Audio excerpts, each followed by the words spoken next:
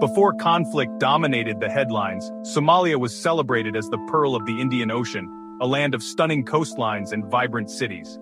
Its shores stretched for thousands of kilometers, kissed by turquoise waves and dotted with palm trees, where families gathered to enjoy the sun and the sea.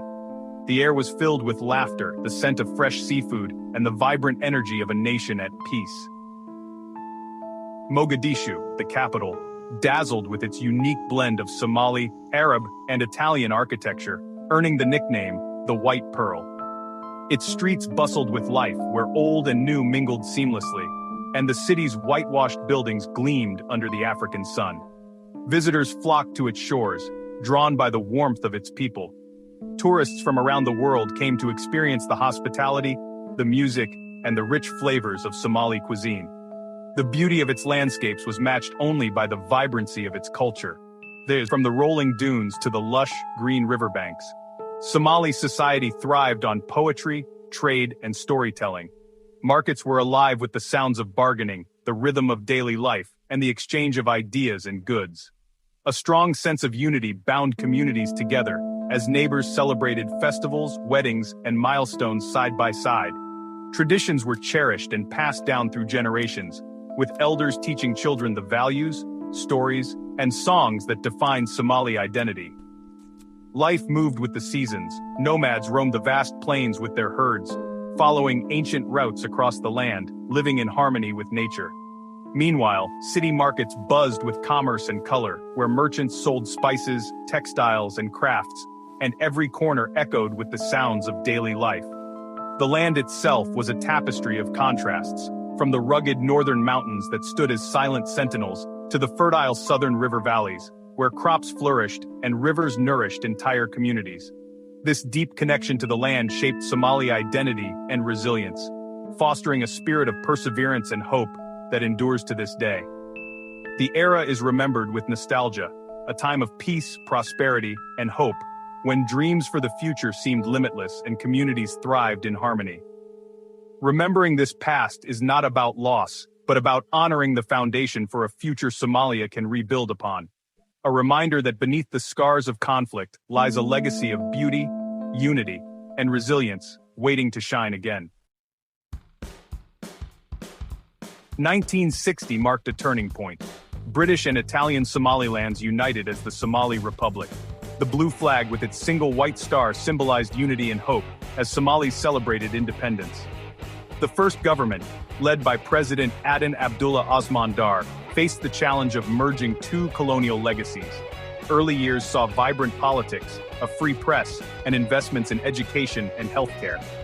The dream of pan-Somalism inspired national pride, but also led to border conflicts and internal tensions. Political rivalries and corruption soon eroded public trust. The optimism of independence faded, replaced by disillusionment and instability. These challenges set the stage for the dramatic upheaval that would follow. In 1969, Somalia's brief experiment with democracy came to a sudden and dramatic end. The optimism that had filled the air after independence faded almost overnight, as the country's political landscape shifted. A military coup led by Major General Siad Barre swept aside the civilian government, replacing it with a new order that promised radical change. Barre declared that he would root out corruption, unite Somalia's diverse clans, and build a modern nation guided by the principles of scientific socialism. His bold promises and charismatic leadership initially inspired hope among many Somalis who longed for stability and progress. One of his regime's first major initiatives was a sweeping mass literacy campaign, aiming to educate both adults and children across the country, even in the most remote villages.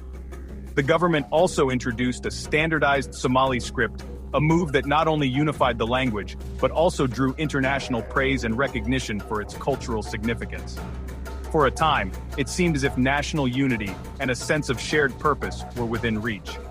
Public works projects flourished, roads and schools were built, and a new sense of national pride took hold.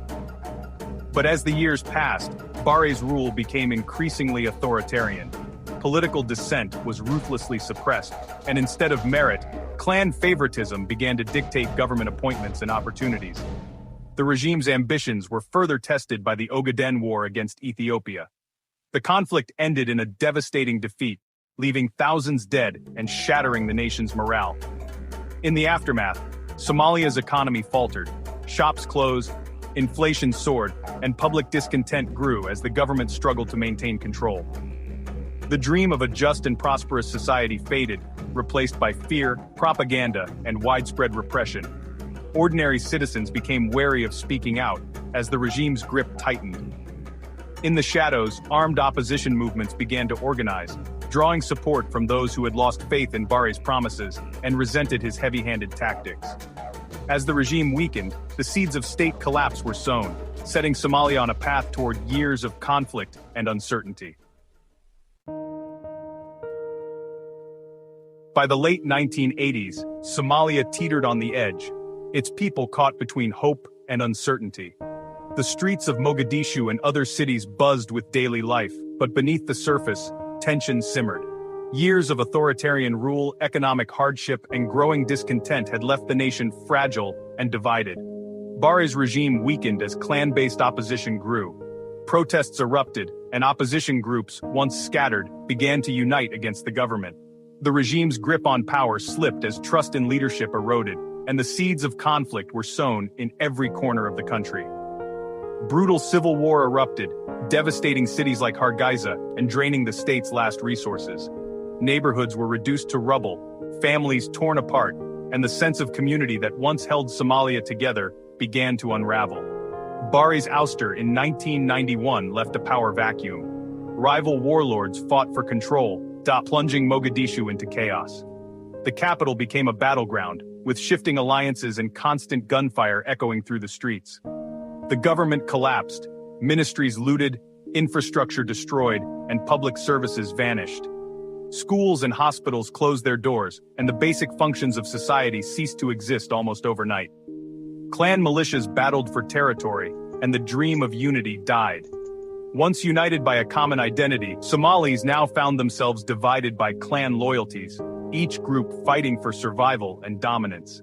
Ordinary Somalis faced lawlessness, displacement, and daily violence. Families fled their homes seeking safety wherever they could, while others struggled to find food and shelter amid the chaos. The social fabric unraveled, replaced by fear and suspicion. Neighbors no longer trusted one another, and the sense of community that once defined Somali society was shattered. International intervention failed to restore order. The infamous Black Hawk Down incident led to withdrawal of peacekeepers. Hopes for outside help faded, leaving Somalis to face the turmoil alone. Somalia became a symbol of state collapse and humanitarian disaster. Famine, disease, and violence spread unchecked, and the world watched in horror as the crisis deepened. The world watched as the country descended further into chaos. News reports showed images of suffering and despair, but solutions remained elusive. The long, dark night had begun, a period marked by uncertainty, loss, and the struggle for survival in a nation torn apart. With the state gone, Somalia faced famine in 1992. War disrupted food supplies, and warlords used hunger as a weapon. Hundreds of thousands died, and millions more suffered. Piracy emerged as fishermen turned militias hijacked ships for ransom, making Somalia a global security concern. Foreign interventions like Ethiopia's in 2006 often backfired, fueling further instability.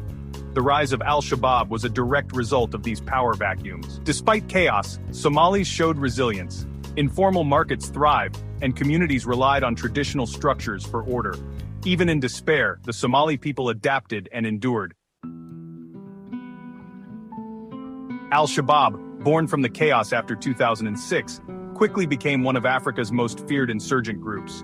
They imposed harsh rule, banning music, movies, and enforcing strict Sharia law, while recruiting youth by force. Public executions and punishments created a climate of fear. Al-Shabaab's reach extended beyond Somalia, launching deadly attacks in Kenya and Uganda. Despite being pushed from major cities, they remain a potent threat, operating from rural strongholds. Their shadow government extorts businesses and infiltrates institutions. The fight against Al-Shabaab is as much ideological as military. Somalia's struggle is now for its very soul. Amid conflict, Somali resilience shines. Entrepreneurship flourished, powered by mobile money and bustling markets. A new generation uses technology and art to challenge old divisions and build hope. Youth-led initiatives are cleaning cities, launching startups, and driving change. Mogadishu's skyline is rising again, with new businesses and returning families. Beaches once deserted are now filled with life. Progress is fragile, but the determination to rebuild is strong. Recovery is driven by local effort. Mothers teaching at home, business owners rebuilding, elders mediating peace. The hope for a better tomorrow endures. The Somali diaspora has been a lifeline, sending billions in remittances that sustained families and fueled recovery. Now, many are returning, bringing skills, investment, and new ideas. They're opening businesses, building schools, and taking leadership roles. Their presence bridges Somalia with the world, changing perceptions and driving urban renewal. Challenges remain. Reintegration isn't always easy, but their impact is undeniable. Each returnee is another brick in Somalia's foundation. The brain drain of war years is becoming a brain gain. Today, Somalia stands at a crossroads, scarred by conflict, but alive with resilience and hope. The threat of Al-Shabaab, political instability, and climate challenges remain daunting. Somalia's history warns of the dangers of authoritarianism and clan politics, but also shows the strength of community. The youth, less burdened by the past, are key to a peaceful future. International support matters, but Somali-led solutions are essential. Somalia's story is unfinished, a real, ongoing struggle for renewal. The world once saw only failure, but now sees the possibility of hope. Even from ruins, Somalia's will to rebuild endures.